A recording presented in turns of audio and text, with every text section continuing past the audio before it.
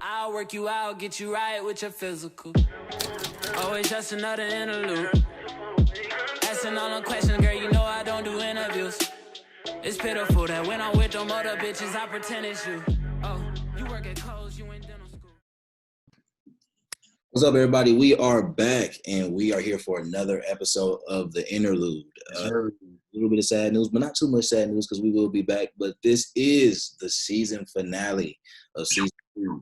This is the final episode for us this season, man. We've had a ball getting this content out to you all, but we brainstorming for some bigger and better things for y'all when we come back for season 3. So we gotta take a little break. But anyway, jumping right into the season finale. This is a topic I feel like we've been sitting on, trying not to really talk about because we could for a year. We could talk about it every week if we wanted to, for real, because that's just how much we care. But man, we are going to talk about 2 of our personal favorite artists, and then 2 of the most relevant and prominent labels in hip hop right now. But that is Dreamville and TDE, respectfully, and also their flagship stars, obviously J. Cole and Kendrick Lamar. So first, we're just going to start off going through the labels, just kind of going through all the artists that are signed and briefly touching on them, like the name they're trying to make for themselves in the industry, and then we'll eventually get to the 2 big names, and we'll just kind of deep dive into them a little bit and really talk about their impact on the game, seeing as they're easily 2 of the most recognizable names in hip hop, and a lot of people argue as of right now today in hip hop, probably 2 of the top 3, if they not your personal top 2, people in hip hop. So yeah, we'll just jump right into it. We'll start with TDE, man. We'll go ahead and start there. TDE, founded in 2004 by Top Dog, Anthony. But nah, man. So the crazy thing about, like TDE to me is, for a lot of people who don't know or maybe like, haven't done the research, or just aren't aware. But like J-Rock was the first person signed to TDE, not Kendrick. TDE kind of rose to prominence, following Kendrick's rise. But, J-Rock was the first one, and J-Rock was the one that honestly, put Kendrick on for real, like brought Kendrick on tour with him, everything. So we could talk about J-Rock for a minute, but like how you feel about, Rock, just in terms of his career. I mean, Rock was, you were part of that 2010 freshman class, and he's been in the game for a long time now, actually. And I think, for me at least, he's a very respected MC, very talented, very skilled. And yeah, just give me some of your thoughts on him to start off. I like my favorite also, let's not forget, even though we know it's fuck the Grammys, J-Rock does have a Grammy. So he does have a Grammy. I think for me, his discography, it is like he has a very progressive discography. Like, to go from Follow Me Home, 90059, I promise you, 90059 was like one of my, for 2015, like I bumped that whole like crazy. Like 90059 was a solid follow-up on Follow Me Home. The style that he was bringing on there, the shit that he was talking about, it was like 9005 made me a true, I wouldn't want to say a true, but it brought me in as like, all right, I'm a fan of this nigga J-Rock. Like, I knew he was hard, and I knew his flow was like, Rock got that flow. It's like crack rock, in a sense, if that makes sense. Like, it's shit just so gritty and hardcore, but he really be talking the shit. Yeah. But the thing that I liked about his growth is, as well as his growth with Kendrick as well, but not, not to speak too much on that scent, but seeing that those were the first 2, acts really on the label, they both have grew their style as how much they can flex on the track. Like, when he dropped Redemption was so different from some shit that we was hearing from 9005 to Follow Me Home. Like, he was really playing around on that motherfucker. Like, nigga, I can spit bars and I can still just do shit like I just did on the, you know what I'm saying, on the Black Panther soundtrack. Like, that, to me, that shit was hard. J-Rock is actually in my top 3 for artists on TDE. He is in my top 3. He should. He should be. He should be on anybody's top 3 list for the label, most definitely.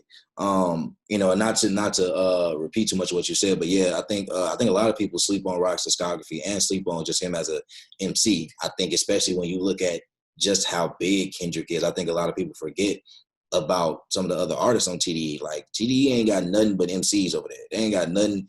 They ain't Black hippie nigga. they ain't got nothing but niggas with bars. Every other nigga in Black Hippie is like that. You know what I'm saying? So that, I mean, and that collective at the time was crazy. And to think, you know, we're never going to get like a Black Hippie tape, you know, nothing like that. But I feel like a Black Hippie tape, like especially back then during that time, we talking about 5 years ago before, you know, Kendrick really, really blew up. What would you even think a Black hippie tape would sound like today? Today, you know, today I don't know. Because they all have gotten to a point where they've, you know, basically created, you know, in a lot of ways their own sound. So I'm not saying they couldn't jump back and do it, because I feel like they all complement each other well. I mean, you see, you know, Kendrick and Rock, you know, collaborate when they did Wild Freestyle. You know, that's all still there. They've done tracks on people's albums before, and they all still, you know, stand out or find a way to still complement each other. So how it will sound, I don't know, but I still think it will be fire, nonetheless. But moving on to the next artist in TDE, on the TDE roster, Ab Soul. And I know, you know, for me personally, Ab Soul is one of the coldest lyricists ever. That nigga's pen is insane. That nigga pen is crazy. I think the only sad part about Soul, and I know a couple people can probably attest to this too, is the potential is there, you know what I'm saying? But I don't think the consistency follows with the potential. You know what I'm saying? Yeah, I think so. Yeah, so for me definitely falls in. I mean, I'm not biased when it comes to artists and my stance on this, but I think so definitely missed his window if he was gonna make a lane for himself. But I honestly feel like Soul is an artist that I wouldn't go as far as saying doesn't care, but you know, Soul's always just kind of done his own thing. Like He got his own lane. Like Soul ain't never been big on like, oh, I'm necessarily trying to be big or I'm trying to do A, B, and C. Soul just make music when he is in the mood to make music, and that's perfectly fine. I just, you know, appreciate what he gives for what it is, honestly. And you know, even though he's not the most consistent, even though it is kind of sad to see that the potential is there for him to really be, you know, an artist in this kind of tier, or you know, a higher tier than where he is now.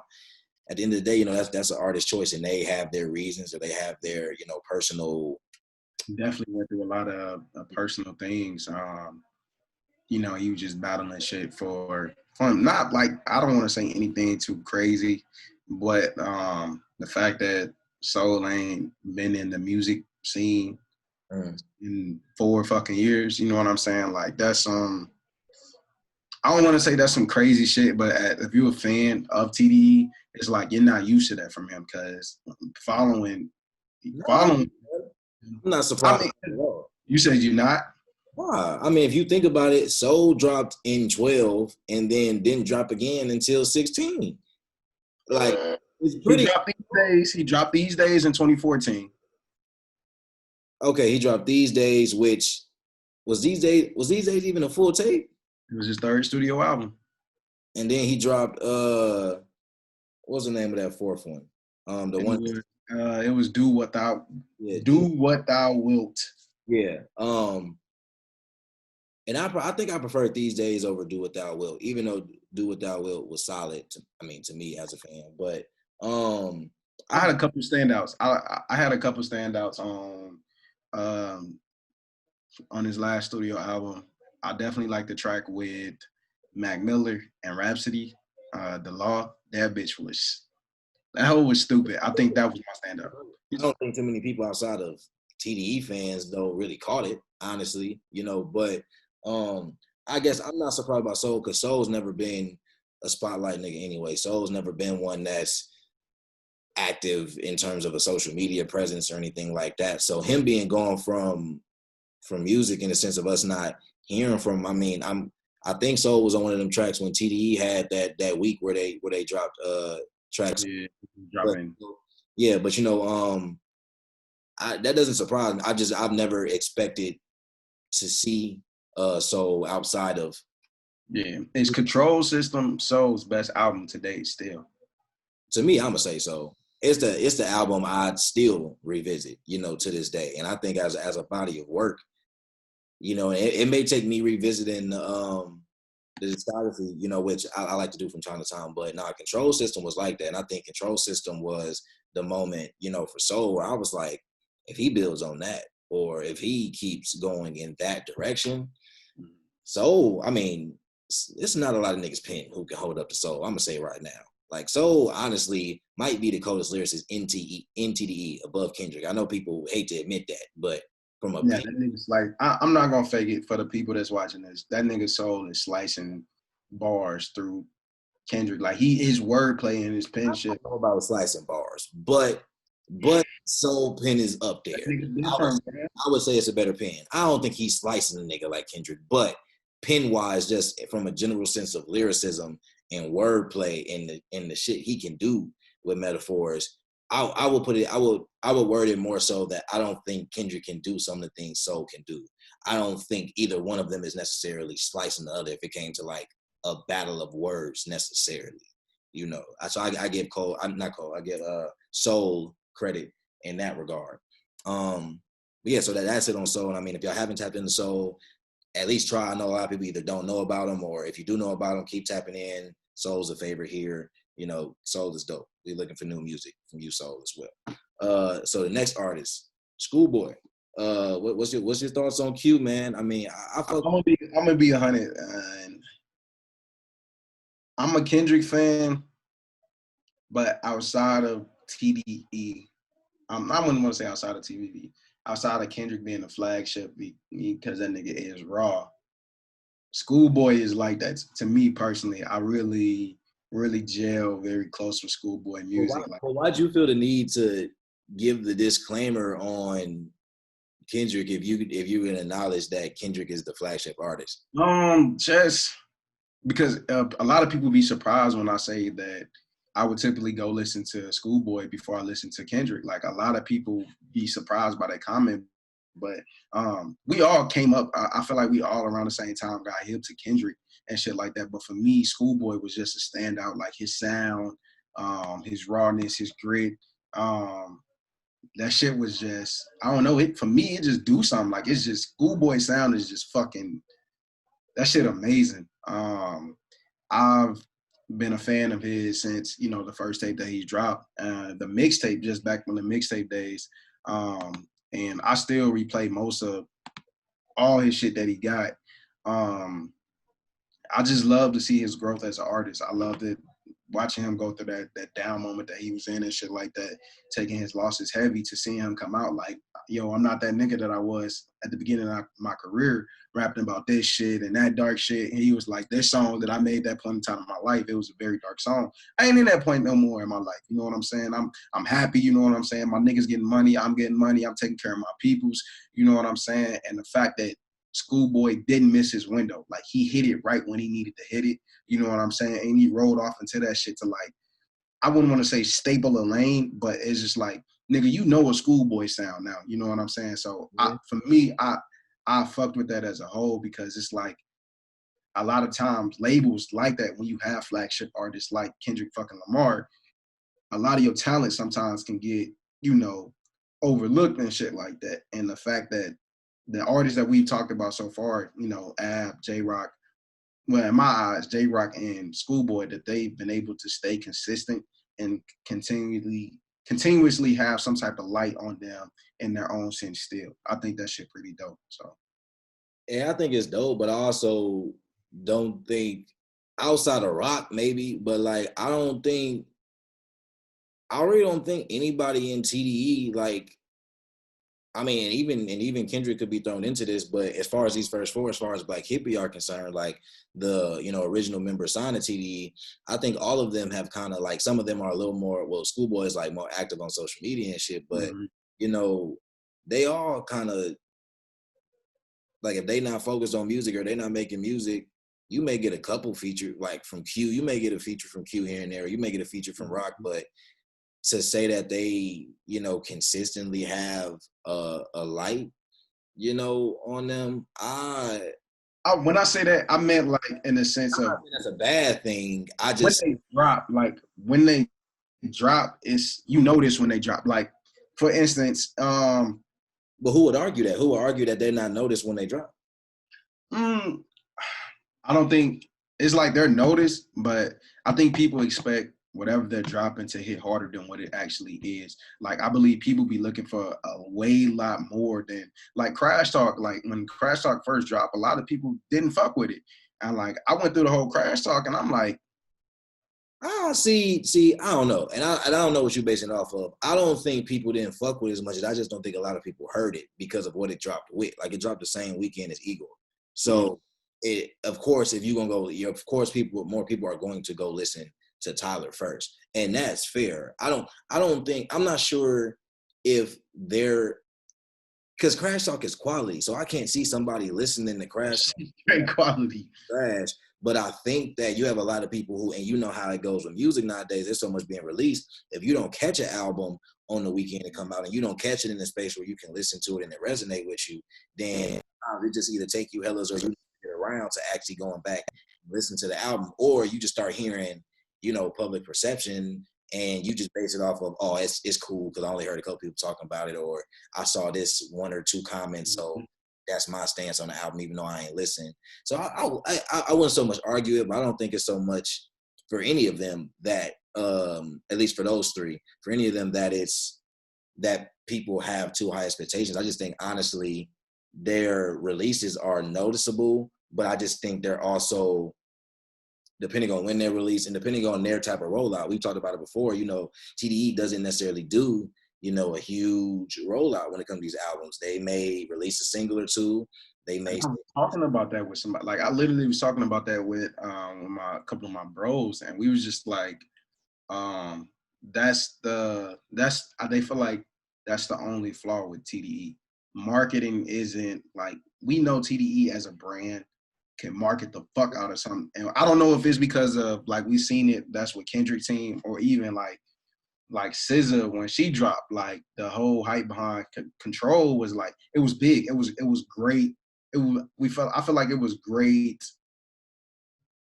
promotion. Like her videos was coming out in time and shit like that. The aesthetics of the video was all that. But as far as other ones, and I don't know if that's maybe them. Maybe they don't want to go through the whole like, yeah, I got to promote this. I got to do that. I got to do that. It's just a sense of like, I'm just gonna release my tape, and if y'all fuck with it, y'all fuck with it in a sense. Like that's how TDE dropped. Yeah, but I mean, like, I don't know. I don't think it's a flaw though. Like, I don't really think that them dropping in that manner is a flaw or affects necessarily their like sales or who listens. I feel like a lot of them that aren't Kendrick have a niche audience. Like none of them are on the level where people are just going to them for the sake of going to them and hearing them out for the sake of just listening. Like people that are going to listen to them are fans who have been with them for some time, like, or that are well aware of them. So when people say it's a flaw, it's like, it's different and it may not seem conducive, but I also don't think it has this somewhat negative, effect on marketing for them. But that's also really more specifically to, I would say, to these three, more so because I think considering the time they've been with the label and the time they've been in the game, you would have hoped to maybe see more over their career. But, really in the same breath, I'm not sure. And I'm not sure I would consider it a flaw, but I do get where it may play a role in, who's paying attention, or, who all has the opportunity, or who all sees, right away when they're releasing. But yeah, I mean that, them four make up Black Hippie, and they were the first ones and the only ones signed pretty much through Good Kid, Mad City, and then the breakthrough kind of happened from there, and TDE kind of rose to prominence. But in 2013, they signed SZA, and so SZA was the first woman that they signed to the label. First lady of TDE. First lady of TDE. And so with SZA,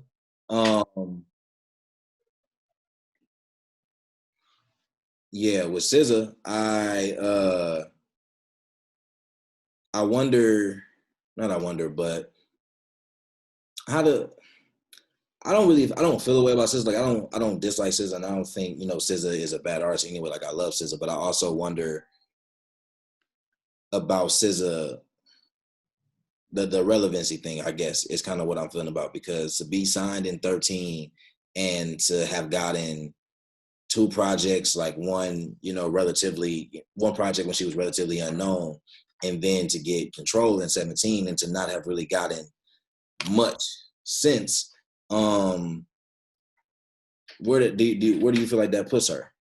I mean, so initially when SZA got signed, she released the tape S, and then she had Z, which was more known. You know what I'm saying? I feel like you had to be like really just looking for R&B and looking for a different sound when you heard SZA with the release of S. And of course, people will be like, "Oh, she had a release before that, before S as well."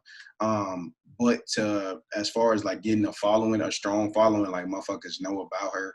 I don't think she was just marketed right at that time, like from S to Z, and then having a big fall off to Z. I wouldn't even want to say fall off. I believe from that time that Control was coming, that she was really stamping her style to like when Control dropped, like I can drop and be very confident behind this and confident behind the style, the flavor, and everything about it and shit like that. So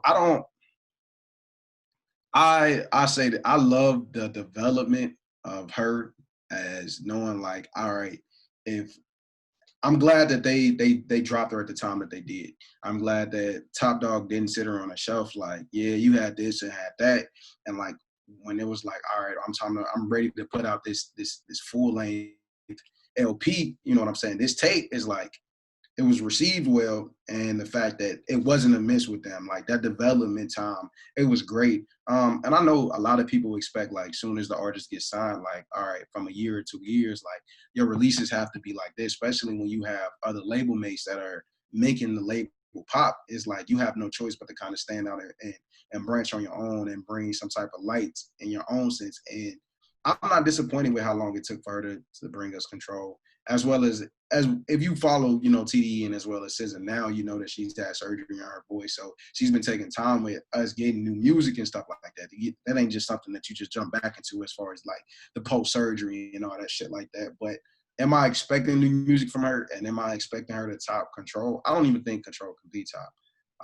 That was just you think so? Where do we? I don't know how we get to this point where we feel like artists can't top certain work, and it's her first full length project. Like, if you can't top your first full length project, the fuck? Like, how you not getting better? The same way I don't feel like Chris Brown has. Do you feel like in full that he's topped his debut album? You could argue that Fame topped it, but that's also a completely different argument because Chris is making the choice personally to not top that album because he wants to release 50-song album. So that's completely different. That you can't make that argument. I mean, in a sense, yeah, because but before the 50 fucking track albums came, he had Fame, he had Exclusive and shit like that. Like, so he had albums to follow up from that, but it just didn't hit. But as far as, I don't know, from the fact that what she went through with surgery and shit like that, what's the bounce back gonna be like? Could she come harder or the same as what she did on there? Like, that is my only concern as far as like following up. I know the track is gonna be fucking fire. Like the in-house producers of TDE and whoever she tapped, like she has a good ear for music and the team around her. It's just like, I don't know, man. I'm kind of skeptical. Like coming back from a voice box injury ain't no easy feat. No, it's not easy. But I guess like top is very not. When you say top, is like she don't have to necessarily be singing the way that she sung to top the album. Like whatever her music sounds like now, if your music is organic, genuine, relatable, if it resonates, that tops like will your album stand the test of time like Control did. If she has another album that will stand the test of time that people will still revisit, to me, that makes you can make the argument that it tops it, not that she sung better. I mean, that can be a part of it, but I wouldn't be basing that argument solely on that. I wouldn't be relying on that heavily at all. But I mean, I love SZA, and I mean, yes, there's a lot of things considered, you know, and I'm not saying like because she only dropped these 2 tapes or whatever that is something to, you know, look at and scold her for, or something to look at and be disappointed or feel like she's missing a beat. It's just more so speaking to the fact that, you know, SZA, if we being real technical as a representation of TDE, we probably just haven't seen as much as we wanted to from SZA. And I think we get into this point where, you know, there's not this strict timeline, you know, to release music anymore. And I mean, it doesn't have to be. It's just more so something to bring up in terms of her career, because also it's like, where does she fall, you know, in the R&B conversation now? And it's like, you can't, like, you can look at Control, but the longer it goes where we don't get something, whatever the reasons are, we all know music continuously changes. Like every 5 years, music is damn near sounding completely different. So what does that look like for her? I mean, disregarding like voice wise what she may sound like, what does her style look like if she doesn't come back into the, you know, R&B game for, you know, another year or so, making it closer to 4 or 5. But yeah, so but they signed somebody else in 2013 as well. They signed Isaiah Rashad. And so Zay, man, I mean, uh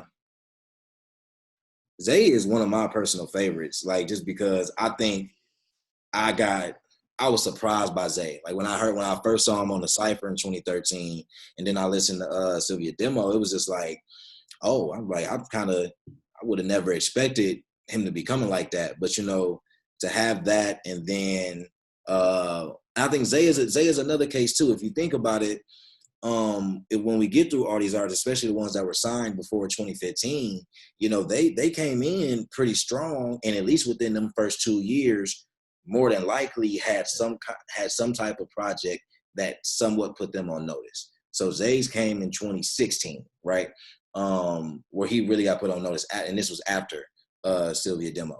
And so The Sun's Tirade, which also, by the way, I think is a very underrated album that a lot of people, for whatever reason, slept on, don't talk about. It aged beautifully. But, you know, that is as far as Zay is concerned. You know, your thoughts on Zay, and I kind of want to save it because I think there's a trend with TDE from 2015 to 16 on, but I don't want to not so much give it away, but I don't want to get too deep to it until we get through all the artists. But what are more so your thoughts on Zay and kind of, I mean, his career up to this point? Shit.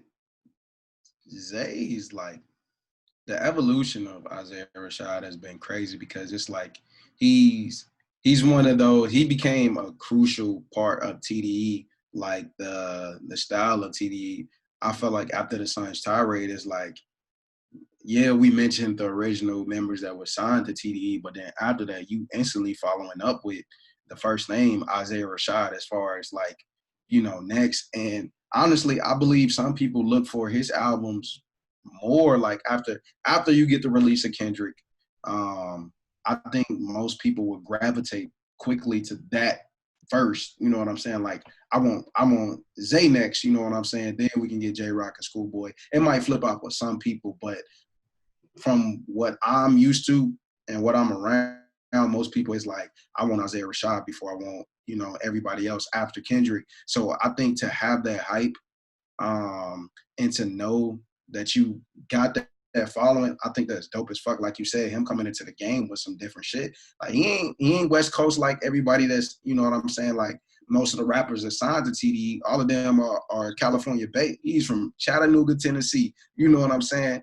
And when he hit the scene with the "Shot You Down" track, I'm like, that southernness, like that, look, all slang, like that. The jacket is split. I feel dangerous, been dangerous. I'm like, damn, hold up. The twang raps, that's what I call it. You know what I'm saying? You gotta let twang get in this rap. Right there. The growth from Sylvia Demo to the Sun's Tirade was fucking beautiful. Just with the fact that he went from like, you seen flashes of like he can be melodic on Sylvia Demo and shit like that, but he really want the flex that he got pen and shit like that. Yeah. But with the Sun's Tirade, it's like, nigga, I can harmonize, I could be melodic, you know what I'm saying? I could do the hook and spit bars still, but that shit, the Sun's Tirade was such a vibe and a different mode for him as an artist, and it's just like, bro, your development.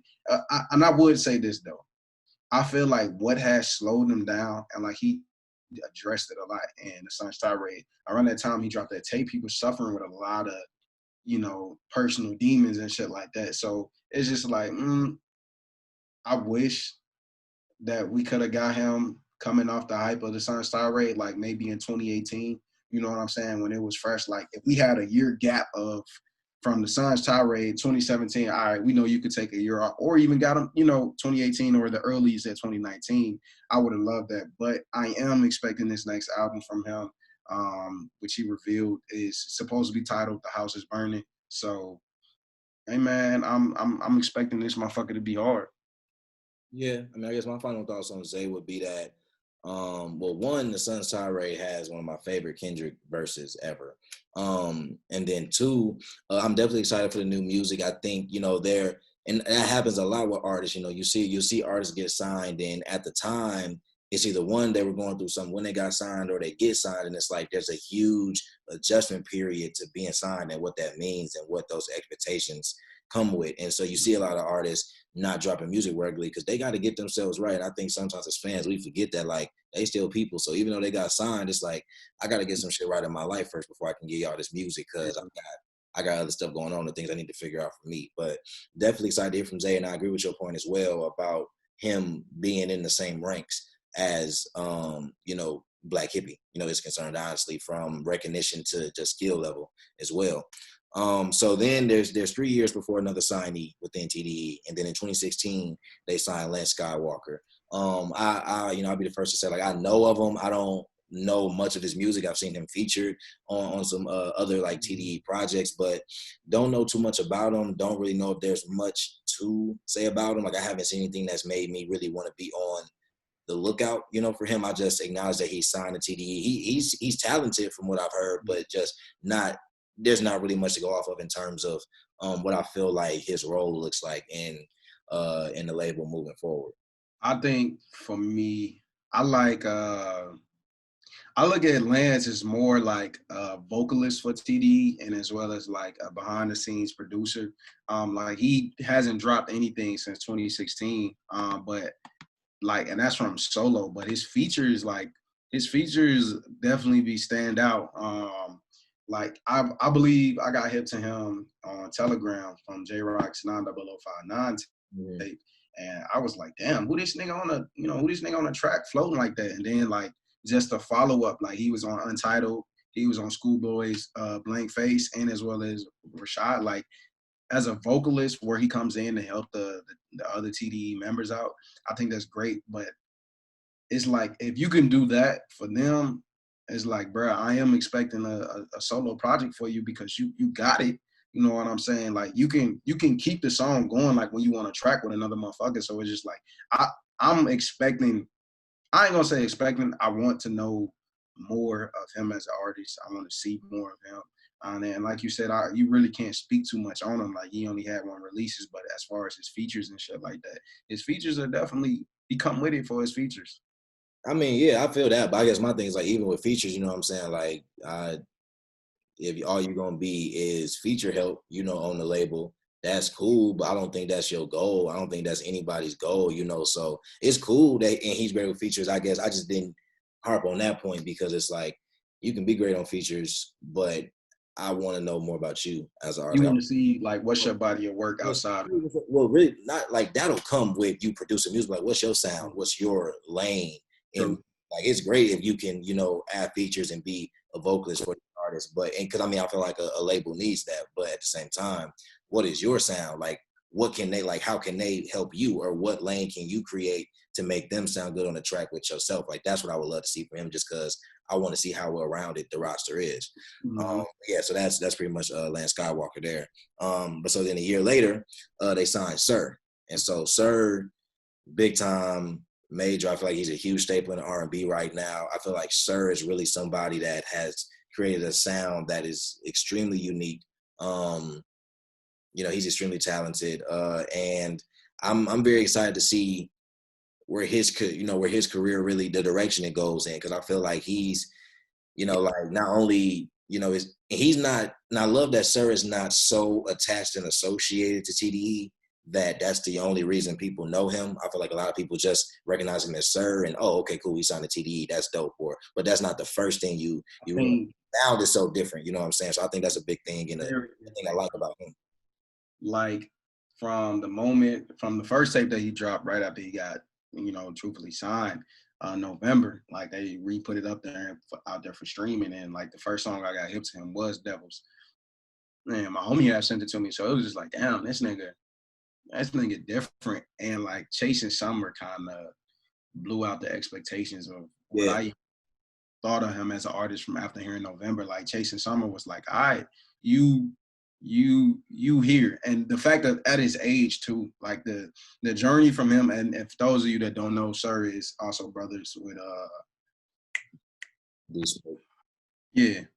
And so just the, like you said, to hear that he has kind of made his own force in R&B, like became a force in R&B, because it's like now everywhere I'm turning, like a lot of folks is talking about Sir, and I love that. Like I love the fact that at his age, this window was very open for him, and it's just like, damn, like you could still follow up after Chasing Summer, and I'm gonna tune in because your sound is his sound is very good, man. Like it's really something of replay value. It's a vibe, and I think that was just something very different for TDE, and I think they needed that, honestly. Like that shit, yeah.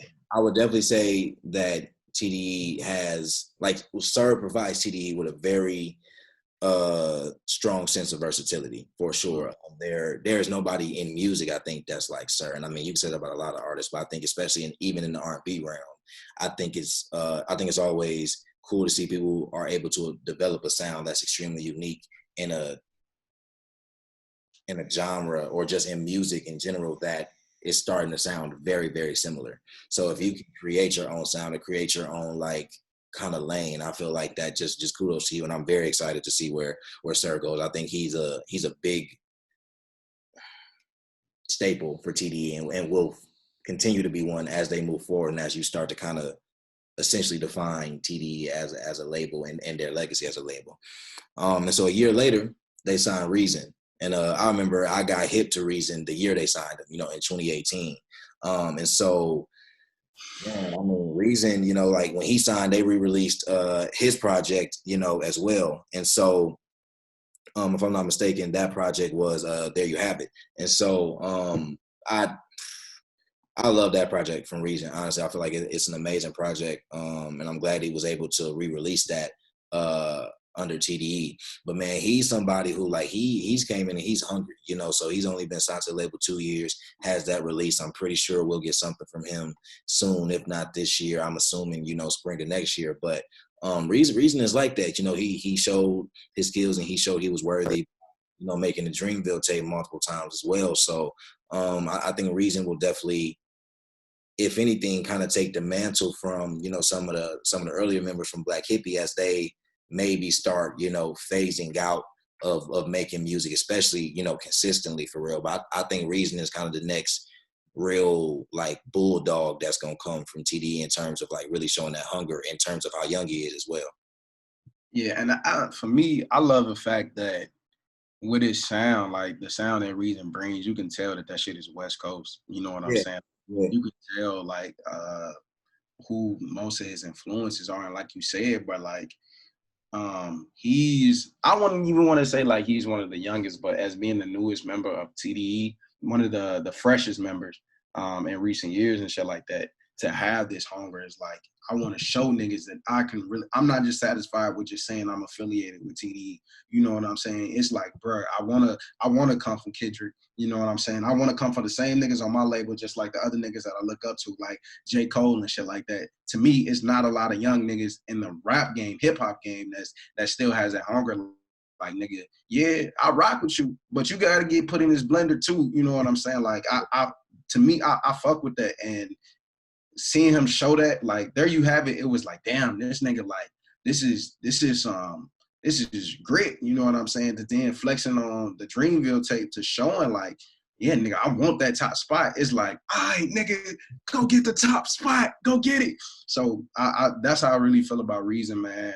I just want him to keep developing more as an artist, more confident in his craft and in his style. And bro, whenever this next tape drop, I just know that bitch gonna be heat. You know what I'm saying? I ain't even putting no expectations or trying to box him in. Like, and we know we probably gonna get a nod from Kaz on that motherfucker too. But that, I swear, bro, like I swear, bro.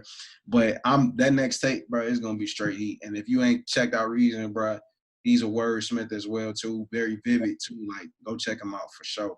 Yeah, no, definitely check out There You Have It if you haven't. And then he's on the Dreamville tape. So if you have his features and appearances on there, if those don't, give you ample reason to go check out his solo tape, I don't know what will. But last year, TDE made their most recent signing and they signed Zakari. So Zakari's been associated with the label for Hell, for Hellas, but he officially got signed in 2019. Released a project last year as well. That was extremely solid in my personal opinion. I don't know how many people are hip to. I don't know if y'all hip to Zakari if y'all listening to him, but he has an extremely solid project from last year as well.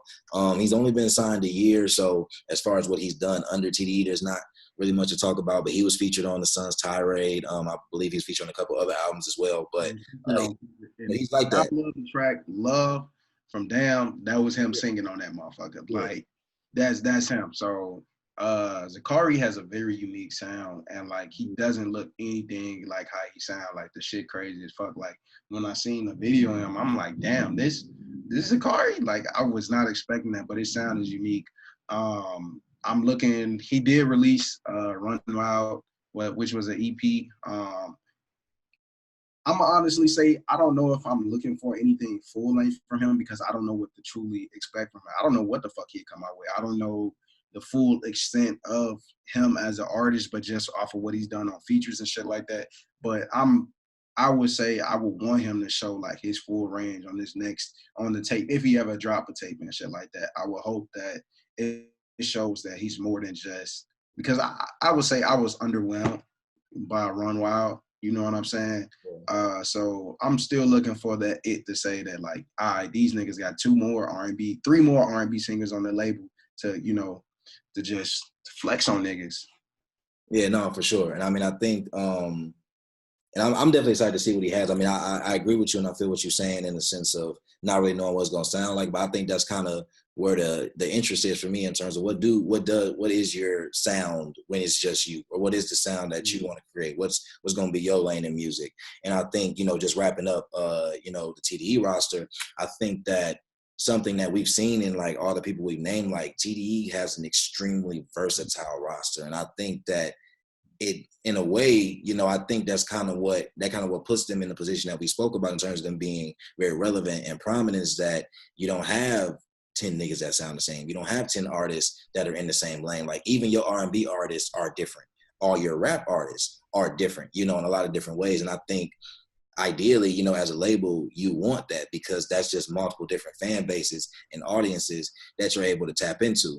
And so, yeah, I mean, but that, that's TDE, and that's kind of been, a summary of, the past, 10 years for them. I mean, I guess, and kind of to wrap up just this part one in terms of focusing on TDE.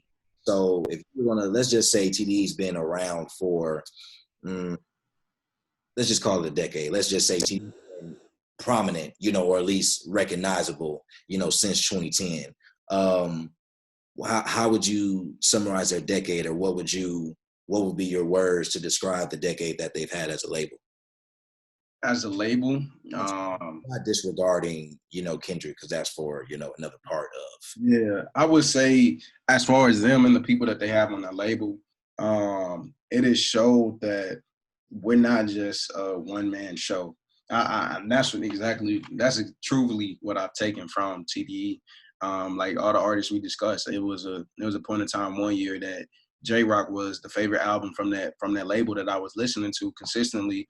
Then one year it'd be Schoolboy, and then I said like each of them has had a moment for me personally of my ear to just say like these motherfuckers is hard. Like who's stopping them? You know what I'm saying? Trying to like really look out into the rap game. Like damn, like who's really competing with them? Like niggas got a Kendrick Lamar, but all these other artists that's following up with their own solo projects and shit like that is like, from what they've done for a 10-year span, I believe is very crucial to music, and people need to like step back and understand that.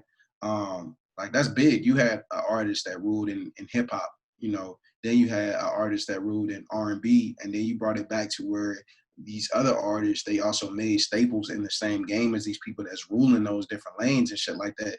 It's like, bro, like that's hard to, that's like for Top Dog, that's dope because you really don't see that nowadays with multiple. You'll probably get 3. You'll probably get a label to have they 3 of the GOATs, and that's what it is. But the fact that you have more than 3 on one artist, that's like, that can do that, like they can be on the charts, you know what I'm saying? They song could be on the radio. You got people that's bonding to the hype of them on social media and shit like that. Like, that's a big feat. And for doing that for 10 plus years, bro, like that speaks a lot of volumes for them as a label. Yeah, most definitely. I agree with everything, and I think that you, like I said before, you don't find a lot of labels with that kind of versatility, and you don't find a lot of labels, like you said, that are able to have multiple people in the same genre, have their own lane, but still kind of, have a solid foot, and be extremely recognizable. And I think the past 10 years have just shown that, you can have a mainstream, like mega artist on your label, but it not ruin or get in the way of the development of the other artists that you have on the label. And we've seen it go the opposite way with other labels, but I feel like, TDE is a prime example of, that not having to be the case if you really do care about developing your artist. So yeah, but that's TDE. And, moving on next, we just gonna talk about Dreamville.